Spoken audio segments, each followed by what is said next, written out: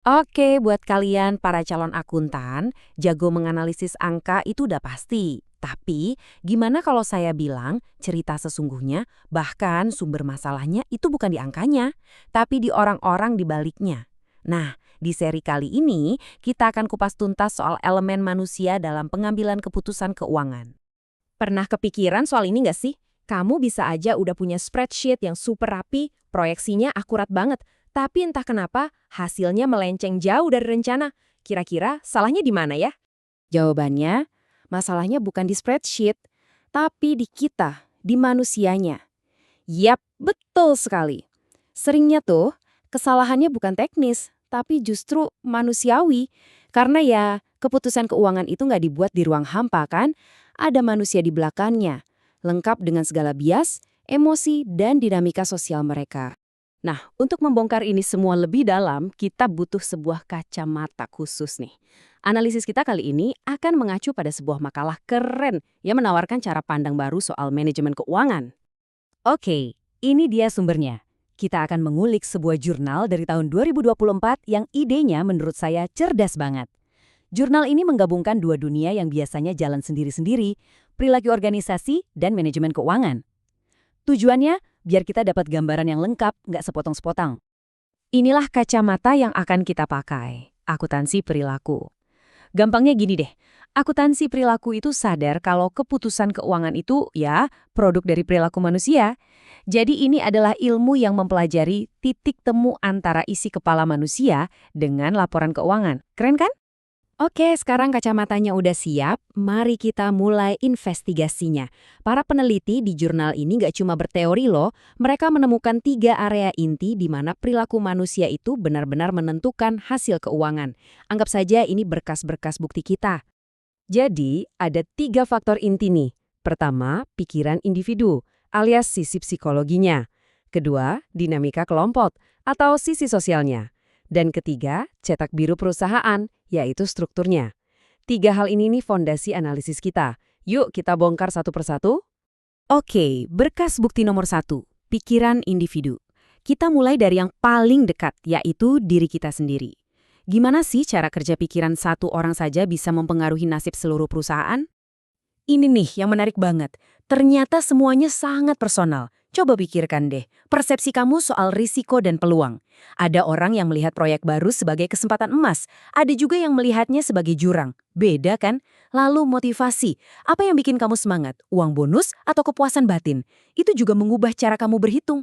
Nah, yang paling bahaya, bias kognitif. Ini seperti jalan pintas di otak yang seringnya malah bikin kita salah jalan. Saking percaya dirinya atau saking takutnya lugi, manajer paling pinter sekalipun bisa membuat keputusan yang tidak masuk akal. Tentu saja, keputusan penting di perusahaan jarang sekali diambil sendirian. Nah, sekarang kita pindah ke berkas bukti kedua, dinamika kelompok. Alias, pengaruh orang-orang di sekitar kita. Nah, disinilah psikologi individu bertemu dengan politik kantor. Hehe. Jadi penelitian ini menunjukkan kalau tim yang solid, yang benar-benar kolaboratif, itu cenderung menghasilkan keputusan finansial yang lebih oke. Sebaliknya, kalau ada tekanan dari atasan atau teman atau budayanya asal bapak senang, wah, itu bisa jadi resep bencana finansial. Jadi intinya suasana tim itu sama pentingnya loh dengan analisis angka yang canggih.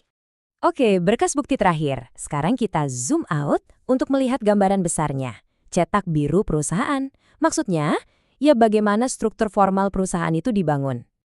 Sederhananya, ini tuh soal siapa melapor ke siapa. Bagaimana informasi mengalir dari tim marketing ke tim keuangan misalnya. Kedengarannya mungkin teknis banget ya, tapi percayalah, dampaknya besar sekali. Nah, ini jelas banget menggambarkan perbedaannya. Kalau strukturnya bagus, ibarat jalan tol. Informasi penting sampai ke orang yang tepat di waktu yang tepat. Keputusan jadi cepat dan efisien. Tapi kalau strukturnya jelek, udah seperti macet total. Informasi macet, persetujuan tertahan, dan akhirnya keputusan keuangan yang baik jadi hampir mustahil untuk diambil. Oke, kita sudah lihat faktor-faktornya. Sekarang yuk kita kenalan dengan para tersangka utama yang sering sekali jadi biang kerok gagalnya rencana keuangan, menurut penelitian ini. 3 hal ini adalah musuh bebuyutan keputusan yang bagus. Pertama, bias kognitif. Ini terjadi saat kita lebih percaya feeling daripada data. Contohnya, Tidak mau jual saham yang lagi rugi cuma karena feeling bakal naik lagi, padahal data bilang sebaliknya. Kedua, konflik kepentingan. Ini seperti manajer yang ngotot menyetujui proyek biar departemennya dapat bonus, padahal buat perusahaan secara keseluruhan proyek itu tidak bagus-bagus amat. Terakhir, kurangnya transparansi. Nah, ini seperti menyetir sambil tutup mata. Keputusan diambil tanpa melihat gambaran utuh. Bahaya banget kan? Oke, masalahnya sudah kita identifikasi. Terus, buat apa sih kalian, para calon akuntan, tahu ini semua? Jawabannya sederhana. Ini akan menjadi senjata rahasia kalian, keunggulan strategis kalian. Anggap saja ini toolkit baru buat kalian. Ada 3 langkah. Pertama, lihat individunya. Pahami psikologi dan bias di diri sendiri dan orang lain. Kedua, baca situasinya. Analisis dinamika tim dan budaya perusahaan. Ketiga, kenali strukturnya. Sadari bagaimana desain perusahaan itu mempengaruhi komunikasi. Kalau kalian bisa kuasai 3 hal ini, kalian bukan lagi cuma tukang hitung. Kalian jadi penasehat strategis. Kalian bisa mengantisipasi masalah sebelum terjadi dan mengerti kenapa sebuah keputusan diambil, bukan hanya apa keputusannya. Dan ini bukan kata-kata saya saja loh. Ini kutipan langsung dari kesimpulan penelitiannya. Pesannya jelas sekali. Memahami orang itu sama pentingnya seperti memahami laporan laba rugi. Ini bukan lagi soft skill yang bisa dianggap remeh. Ini adalah inti dari manajemen keuangan yang efektif. Jadi pertanyaan terakhir untuk kalian sudah belajar menganalisis angka. Tapi sudah siap belum untuk menganalisis manusia di baliknya? Karena masa depan akuntansi itu bukan hanya soal jago menguasai aturan, tapi juga soal seberapa dalam kita bisa memahami manusia yang rumit dan seringkali tidak rasional, yang menjadi motor penggerak setiap transaksi. Coba renungkan ya, sampai ketemu di pembahasan selanjutnya.